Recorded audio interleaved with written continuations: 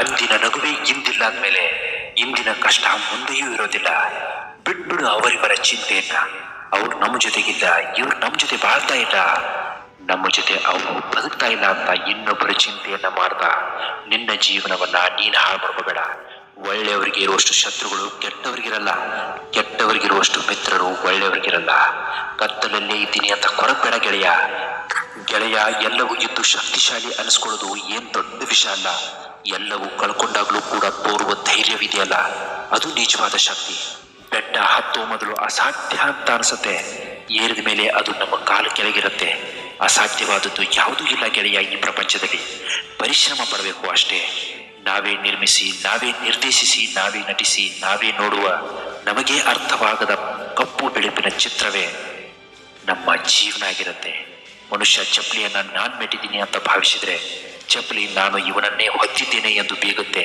ಗೆಳೆಯ, ಮೋಸ ಮಾಡಿದವರನ್ನ ಕ್ಷಮಿಸುವಷ್ಟು ಉದಾರಿಯಾಗಬೇಕು ನಿಜ, ಆದ್ರೆ ಅವರನ್ನೇ ಮತ್ತೆ ಮತ್ತೆ ನಂಬುವಷ್ಟು ಮೂರ್ಖರಾಗಬಾರ್ದು. ಸತ್ಯ ಏನು ಅಂತ ತಿಳಿಯದೆ ಇನ್ನೊಬ್ಬರ ಮನಸ್ಸಿಗೆ ನೋವು ಮಾಡಬಾರ್ದು. ಯಾಕಂದ್ರೆ ನಿಮಗೆ ಸತ್ಯ ತಿಳಿಯುವಷ್ಟರಲ್ಲಿ ಅವರು ನಿಮ್ಮ ಮೇಲೆ ಇಟ್ಟಿರೋ ಪ್ರೀತಿ, ನಂಬಿಕೆ, ವಿಶ್ವಾಸವನ್ನ ಕಳ್ಕೊಂಡಿರ್ತಾರೆ. ಅದನ್ನ ನೀನು ಮೊದಲು ಅರ್ಥ ಮಾಡ್ಕೊಂಡು ಬದುಕಬೇಕು. ಎಲ್ಲಿ ಹಣವಿರುತ್ತದೋ ಅಲ್ಲಿ ಮಿತ್ರ, ಎಲ್ಲಿ ಹಣ ಇರುತ್ತದೋ ಅಲ್ಲಿ ಬಾಂಧವರು, ಎಲ್ಲಿ ಹಣ ಇರುತ್ತೋ ಅಲ್ಲಿ ಯಶಸ್ಸು. ಹಣ ಇದ್ದವನು ಎಲ್ಲರನ್ನೂ ಆಕರ್ಷಿಸ್ತಾನೆ ಈ ಪ್ರಪಂಚದಲ್ಲಿ. ಈ ಪ್ರಪಂಚದಲ್ಲಿ ನಾವು ಬದುಕಿದ್ರೆ ಹೇಗೆ ಬದುಕಬೇಕು ಅಂದ್ರೆ, ನಮ್ಮನ್ನ ಕಳ್ಕೊಂಡವರಿಗೆ ಪಶ್ಚಾತ್ತಾಪ ಪಡುವಂತಿರಬೇಕು, ನಮ್ಮನ್ನ ಉಳಿಸ್ಕೊಂಡವರಿಗೆ ಅದೃಷ್ಟ ಎನ್ನುವ ರೀತಿಯಲ್ಲಿ ನಾವು ಬದುಕಬೇಕು. ಬಲಗೈಯಲ್ಲಿ ತುತ್ತು ತೋರಿಸಿ ಎಡಗೈಯಲ್ಲಿ ವಿಷ ಉಣಿಸೋ ಕಾಲ ಇದು. ಸ್ವಲ್ಪ ಹುಷಾರಿಂದ ಜೀವನವನ್ನು ನಡೆಸಬೇಕು ಗೆಳೆಯ. ಬಣ್ಣಗಳನ್ನ ನೋಡಿದ್ರೆ ಯಾವತ್ತೂ ಭಯ ಆಗಲ್ಲ, ಆದ್ರೆ ಬಣ್ಣ ಬದಲಿಸುವ ವ್ಯಕ್ತಿಗಳನ್ನ ಕಂಡ್ರೆ ನಿಜವಾಗ್ಲೂ ಭಯ ಆಗತ್ತೆ. ನೀನ್ ಎಲ್ಲಿದ್ರು ಯಾವುದಕ್ಕೂ ಒಡ್ಡಿಕೊಂಡ್ರು ಪ್ರತಿಯೊಂದು ಸನ್ನಿವೇಶದಿಂದಲೂ ಉತ್ತಮವಾದದನ್ನ ತೆಗೆದುಕೊಳ್ಳೋ. ಜೀವನದ ಅನುಭವ ವ್ಯರ್ಥವಾಗದಂತೆ ನೋಡ್ಕೋ. ಬದಲಾವಣೆ ಅನಿವಾರ್ಯ ಅನ್ನುವಷ್ಟು ದೊಡ್ಡ ಪೆಟ್ಟು ಬಿದ್ದಾಗಲೇ ಮನುಷ್ಯ ಬದಲಾಗ್ತಾನೆ.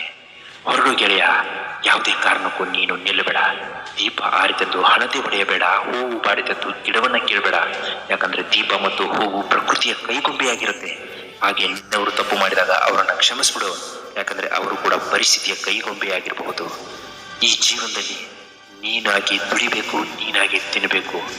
ಅದರ ವಿನಃ ಬೇರೆ ಯಾರು ನಿನಗೆ ಆಗಲ್ಲ, ನಿನ್ನ ಸಹಾಯಕ್ಕೆ ಬರಲ್ಲ.